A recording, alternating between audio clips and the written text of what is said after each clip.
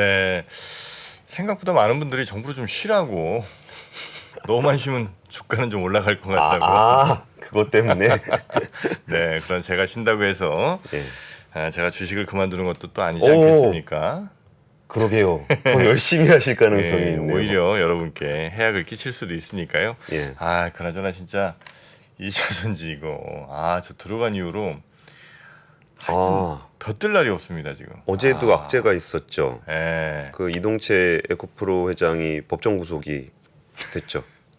자, 예. 뭐 그런 얘기들. 하여튼 근데 잠시- 이거 제가 요새 취재하느라고 리딩방 하나 들어가 있는 거 있거든요. 그래요? 네, 그러니까 유료 리딩방은 아니고 오픈 채팅에서 하는 리딩방인데 어제 이것 때문에 굉장히 시끌시끌했습니다.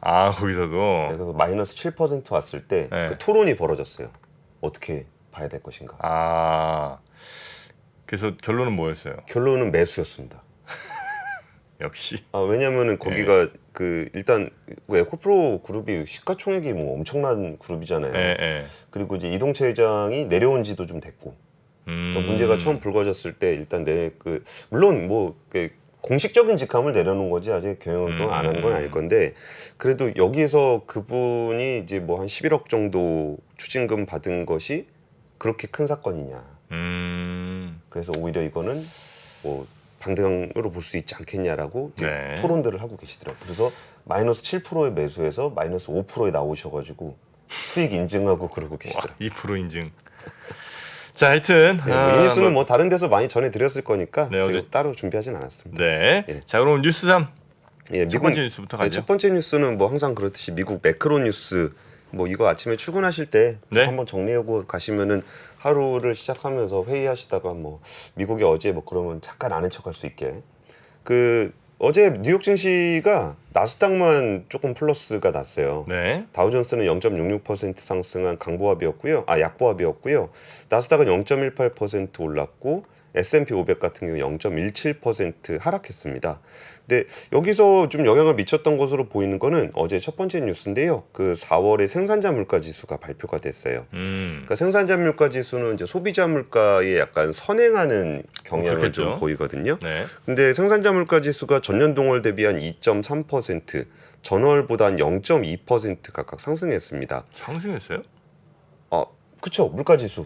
전월보다도? 예. 전월보다는 조금 전 안 가지 않겠나 이런 기대를 했었는데. 네, 전월 역시 정프로님은 딱 그 3월에 마이너스 0.4%를 전월 대비 교기락했던 거를 기억하시고. 그럼요. 예, 과거 지난달에는 마이너스였는데 왜 올해 이번 달 플러스가 됐냐. 또 좀 밑으로 갈 줄 알았더니 그건 아니었고. 예. 그 전년 대비 상승률은 3월에 2.7%였거든요. 근데 이번에 2.3%니까 좀 축소가 좀 됐고요. 그리고 전년 동월 대비로는 2021년 1월 이후에 가장 낮은 수준을 기록을 했습니다. 그리고 이제 전문가들 전망치 월스트리트저널에서 전망한 것보다도 월스트리트저널 전망치가 전월 대비해서 0.3%였거든요. 근데 0.2% 상승을 했으니까 뭐 그거에 비해서도 좀 하회를 했고요. 네. 아무래도 생산자 물가 지수에 영향을 좀 많이 미치는 원자재 가격 하락이 좀 영향을 미쳤고 또 공급망 개선에 따른 도매 물가 오름세가 좀 둔화되고 있다라는 것들도 좀 여실히 나타났습니다. 그래서 아무래도 이제 그 생산자 물가 지수가 그 소비자 물가 지수를 약간 선행하는 경향을 보이다 보니까 인플레이션 전망 관련해서도 좀 괜찮을 수 있다라는 부분이 나스닥을 올리는데 약간 조금 기여하지 않았나. 뭐 근데 꼭 그것만이 아니더라도 지금은 워낙 그 뭐 강보합, 약보합 그렇게 많이 올라가고 있는 상황은 아니어서 어제 뉴스에서 설명드렸던 바드 있잖아요. 구글. 네, 구글의 인공지능 같은 경우에 그런 회사들을 중심으로 해서 인공지능 관련한 빅테크들의 주가가 굉장히 좋아요. 그래서 그런 부분들이 오히려 이런 매크로 지표보다 좀 더 많은 영향을 미친 게 아닌가 싶긴 합니다. 근데 이게 이제 우리가 물가에 크게 신경을 안 쓰고는 있는데 물가 신경 써야 되는 나라가 있습니다. 어디죠? 영국. 영국? 예. 영국이 또 올랐어요? 영국은 이제 어제 기준금리 결정을 했거든요. 영국의 기준금리가 0.25%포인트 인상해서 이제 4.5%가 됐습니다. 우리나라가 3.5%죠. 우리나라보다 1.5%포인트 높은 수준인데 여기도 금리가 2021년 12월만 하더라도 0.1%였거든요. 근데 이거를 12차례 연속 인상을 했습니다. 영국 근데- 물가도 장난 아니죠 지금. 여기는 지금도 두 거의- 자리예요. 두 자리예요. 예, 물가 상승률이 2월에 연 10.4%였고 예. 3월에 연 10.1%. 야, 그러니까 여긴 좀 올려야 되지 않을까. 영국은 하여튼 뭐 우리가 뭐 크게 신경 많이 안 쓰고 있었는데 예. 진짜 물가가 엄청 안 떨어지더라고 여기는. 그러니까 네. 여기는 특히 식품 물가 같은 경우도 굉장히 높은 수준으로 유지가 돼 있어서 에너지 물가가 떨어지는 부분에 대해서도 좀 그 효과가 크게 나타나고 있지는 않습니다.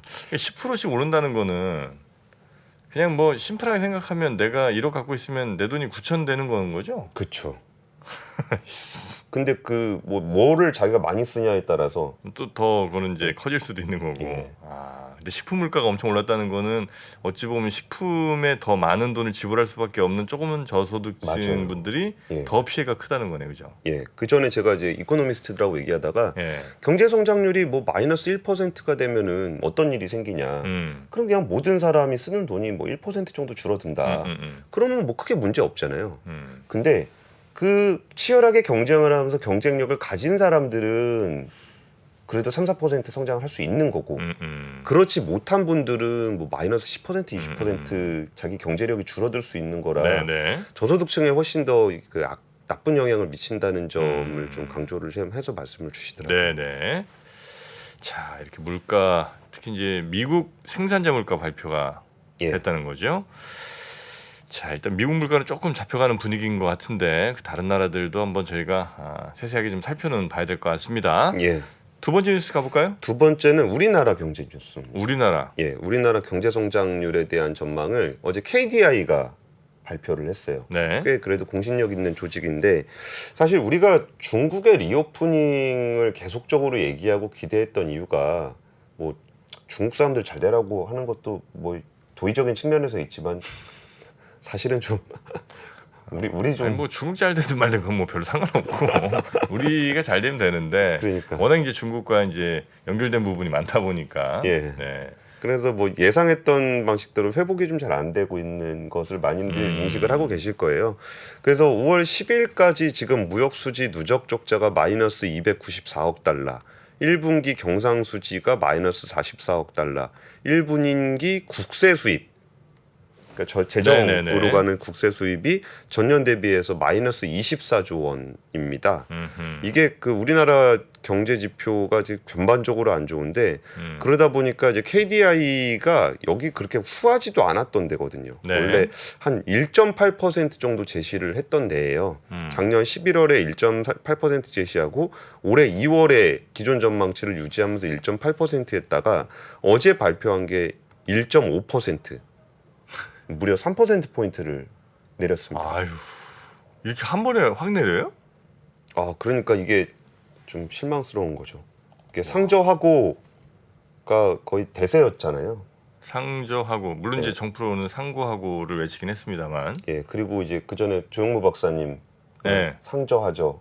상저하죠. 예, 얘기를 하기도 네. 했었고. 근데 이게 상저하고가 나오긴 나올 것 같아요. 그래요? 예, 상저하고가 나오긴 나오는데 같이 네. 보시면은 이게 상반기가 0.9%밖에 안 되니까 하반기에 2.1%면 상저, 하고 이렇게 숫자로는 높잖아요. 상저, 하고. 네. 그러니까 경상수지 마이너스 100억 달러에서 뭐 263억 달러로 높아지는 물가 상승률을 보면은 4%에서 2.8% 떨어지는 이것만 보면 굉장히 좋아 보이죠. 그러니까 다른 기준치가 없으면 그러네요. 네. 성장률은 좋아지고 경상수지는 개선되고 물가는 떨어진다. 이렇게 해서 좋게 보이는 건데 사실 이전에 전망했던 것에 비해서 그러니까 평균치로 보게 되면은 전반적으로 낮아지는 거거든요. 네네네. 성장률도 1.5%밖에 안 되고 뭐 경상수지도 얼마 안 되고 뭐 소비자 물가 상승률은 조금 내려오는 것 같습니다. 근데 뭐 상황을 가장 심각하게 보는 이유는 당연히 반도체고요. 성장률 전망치의 가장 큰 조정 이유는 반도체 경기 부진이다라고 KDI에서도 설명을 하고 있고 문제는 감소세의 종점이 보이지 않는다. 감소세 종점이 예, 예. 그 감소세라는 건 성장률 감소세 아니면 반도체.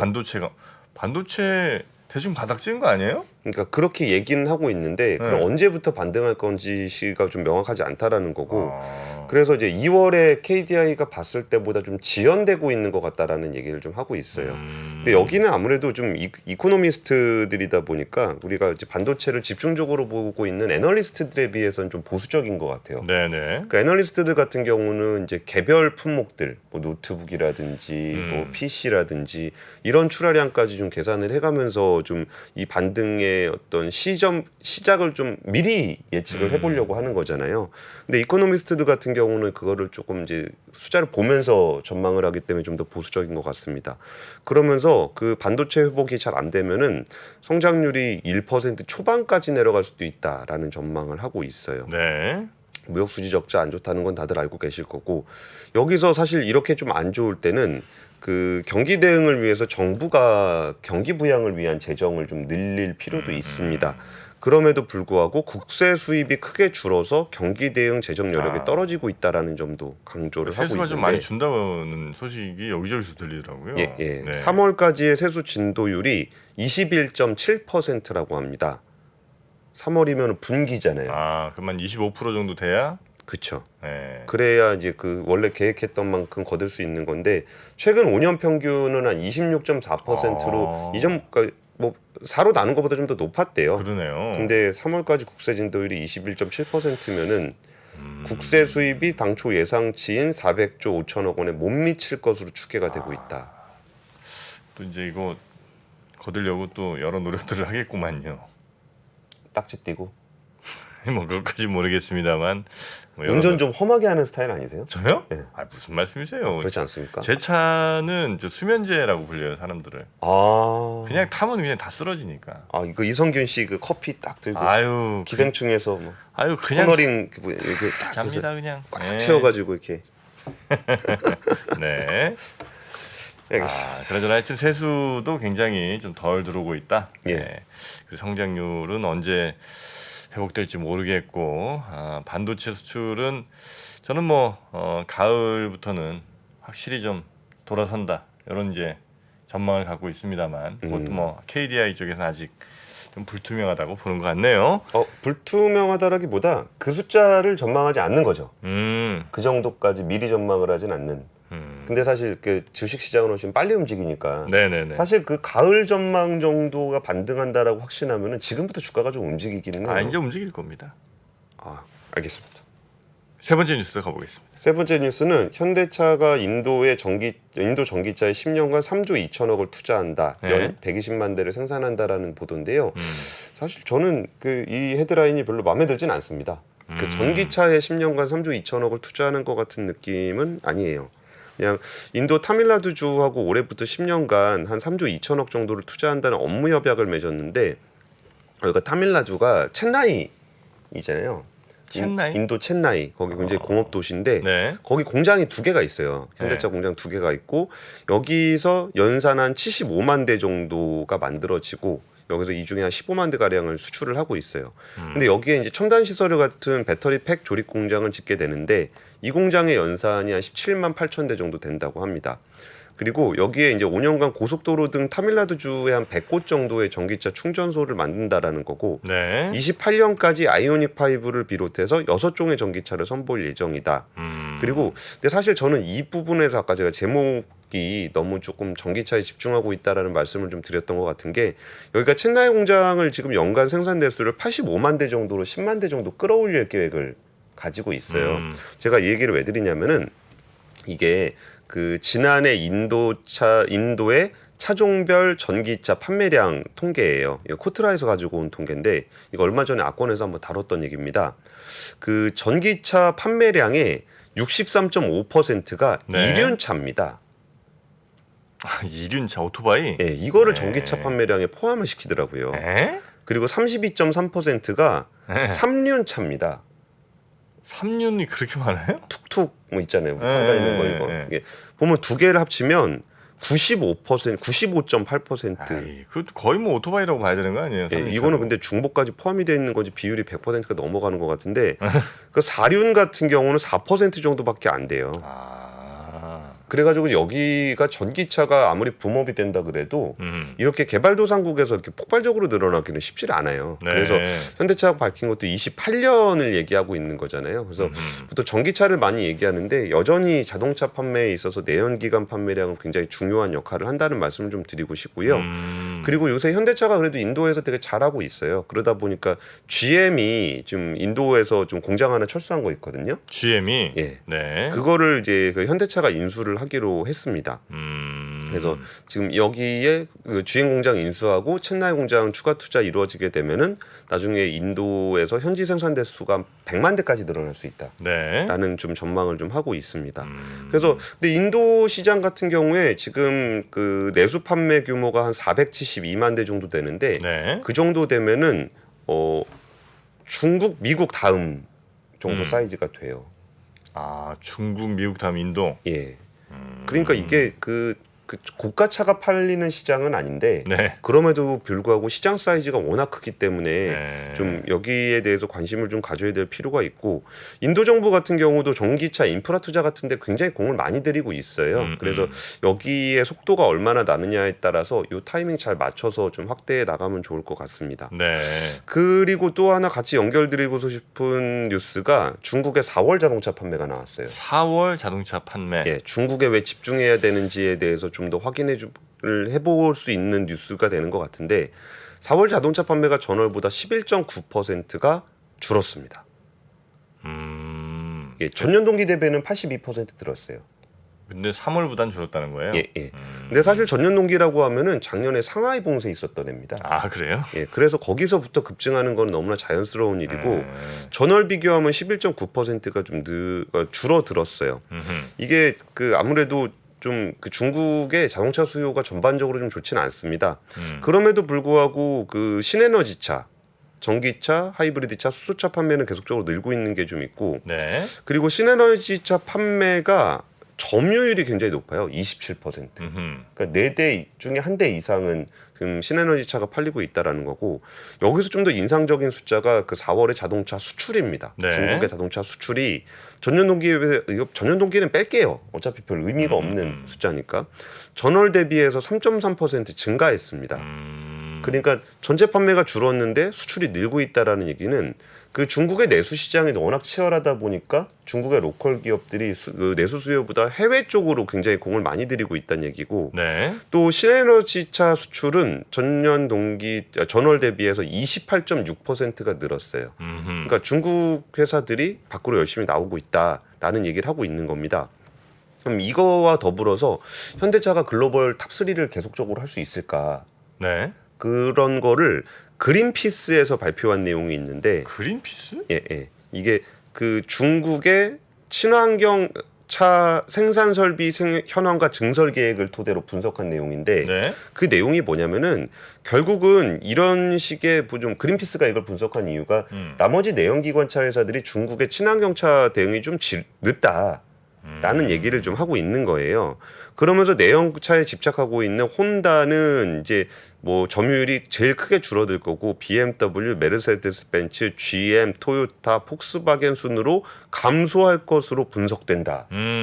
라고 얘기를 했습니다. 네. 그러면서 현대차는 2022년 중국 내 시장 점유율이 1.6%로 현저히 낮기 때문에 조사 대상에서 제외됐다. 그러니까 나머지 자동차 회사들은 중국 내의 점유율을 굉장히 뺏기게 될 것이고 네. 판매량이 줄어들게 될 것이고 현대차는 이미 다 줄었기 때문에 줄어들 게 없기 때문에 글로벌 탑3를 유지할 수 있게 될 것 같다. 근데 중국에서 현대차가 뭘 좀 할 계획 같은 게 좀 있어요? 아 거기에 그 EV5 EV5 예, 기아. 예 기아 예. 사이즈는 한 스포티지 사이즈 준중형 SUV. 예, 예. 예. 그 정도 사이즈인데 중국 전용으로 만든 겁니다. 그래가지고 여기서 내연기관차로는 뭐 별 가능성이 없다고 보기 때문에 네. 전기차를 중심으로 해서 한번 다시 도전해보는 계획들을 짜고 있습니다. 아, 그래요? 예. 지금은 거의 뭐 점유율이 1.6%. 1.6%. 예, 신차 기준이에요. 예, 예. 현대 기아차가 또 중국에서 좀 품질이라든지 뭐 가성비 같은 걸 좀 인정을 좀 받으면 예. 또 굉장히 또 큰 문이 좀 열릴 텐데 그것도 한번 좀 기대해 보겠습니다. 뭐 저는 사실 중국 시장에서 우리나라 자동차 회사 판매되는 거 크게 별로 기대하지는 않습니다. 아 그렇습니까? 예. 안 될 것 같아요? 쉽지 않을 것 같아요. 중국에서는 예. 차라리 그 힘을 인도나 뭐 다른 데 쏘는 게 더 낫겠다. 예. 그리고 뭐 미국에서 점유율을 넓힐 수도 있고요. 그러니까 오히려 미국에서 점유율을 넓혀서 인정을 받으면 그게 오히려 중국 시장 점유율을 넓히는 데 도움이 될 것 같아요. 미국에서 넓히는 거랑 중국은 무슨 상관이에요? 그러니까 지금 중국 시장에서 먹히는 게 우리나라가 가성비 이미지로 해왔던 네, 점유율이 네. 다시 넓어질 가능성은 없거든요. 워낙 가성비는 중국 차들이 훨씬 많으니까. 예. 그러니까 오히려 브랜드라든지 성능이나 품질이 뭐 이렇게 뭐 미국이라든지 유럽에서 잘 먹히면 거기서 인정받고. 예. 그럼 중국 사람들이 뭐 자국 소비를 굉장히 중요하게 생각하겠지만 글로벌하게 잘 팔리는 건 또 사거든요. 뭐 애플이나 루이비통 같은 네네. 예, 그런 것들이 있기 때문에 우리가 중국을 타겟으로 물건을 만들 것이 아니라 글로벌 탑을 타겟으로 제품을 만들어서 거기서 오히려, 승부 보고. 예. 중국까지 가자. 예. 가서 그냥 사달라고 우리가 읍소하는 게 아니고 달라고 막 이렇게 거기서 읍소하면 이제 이렇게 쭉 내주는 정도. 예. 막 그리고 쭉 내주는 것보다는 좀 선심- 공손하게. 공손하게. 아유 그렇게 원하신다면 저희가 팔아드립죠 이렇게. 그 공손한 거 맞죠? 공손하게. 네. 예. 알겠습니다. 그리고 뭐 이거는 네. 뭐 뉴스 3으로 준비한 건 아닌데 네. 어제 그 저기 테라폼레스 권도영 대표 보석 청구했더라고요. 그 몬테네그로인가요? 예, 예. 네, 거기서 지금 재판 받고 있는데 여기서 뭐 본인이 여권법을 위반하지 않았다, 뭐 이렇게 아마 주장을 좀 하는 것 같고요. 예, 그러니까 뭐 몬테네그로에서 잘못한 건 없다는 거고 그 재판부에서도 그 재산 규모에 대해서 계속 물어봤어요. 너 얼마 있냐? 예. 그랬더니 뭐 계속 얘기 안 하다가 뭐 근데 너 돈이 그렇게 없으면 보석금은 어떻게 내려고? 그러니까 말은 해야 되잖아요. 그 돈은 있습니다. 예, 그 돈은 이제 와이프가 그 서울에 뭐 집 세르비아하고 서울에 아파트가 있어서 한 73억 정도가 있다. 에이, 그 보석금 낼 돈은 있다 정도 얘기를. 73억이 뭐야? 사람이 대충 그래도 감이 있는데 사람아. 73억이 뭐요? 대충 지금 뭐 조단위니 뭐 몇천억이니 뭐 이러고 있는데 에이, 그건 아니지. 예, 뭐 그런 얘기들이 지금 권도영 대표 관련해서 좀 있었습니다. 하여튼 그 피해자분들 지금도 엄청 힘들어하실 텐데 빨리 그 저 숨긴 재산들 좀 찾아내 갖고 돌려줄 수 있으려나 모르겠네요. 근데 그렇게 만약에 좀 뺏어온다고 쳐도 환수한다고 쳐도 이게 그분들한테 갈 수 있는 뭐 길이 있나요? 별로 없습니다. 없죠. 예. 그러니까 범죄 수익 환수됐을 때 범죄 수익에 대해서 배분되는 것들이 좀 약한 편입니다. 이거는 코인은 더 심하고 그 주가 조작이라든지 이런 것들도 그 실제 적발이 됐을 때도 이게 피해를 입증하기가 좀 어려운 편이고 그게 배분되는 것들은 굉장히 적습니다. 네네. 예. 네. 73억. 세수라도 좀 많이 여기서 충당해도 어떨까 싶네요. 예, 근데 미국에서 먼저 데려가서 쫙 빼가면은 진짜 골치 아픈데. 일단 우리나라에서 돈은 다 환수하고 예. 미국에서 한 200년 살리고 뭐 이런 거는 나쁘지 않은 것 같은데. 정말 솔로몬의 지혜신데요. 돈은 우리가 받고. 예. 네. 자, 그러면 뉴스 3은 여기서 정리하고요. 잠시 후에 박병창 이사님 모시겠습니다. 예. 장 시작 전부터 종료까지 쏟아지는 수많은 뉴스와 정보들. 이 중에서 어떤 것이 투자에 정말 도움이 되는 정보일까요? 3프로의 증시 셔터맨 박근영 마스터가 직접 정보를 선별하고 투자의 힌트를 드립니다. 시간도 아끼고 투자 아이디어도 얻는 시간, 박근영 부장의 마켓 힌트와 함께 하세요. 자세한 사항은 3프로 TV 앱과 홈페이지를 확인하세요.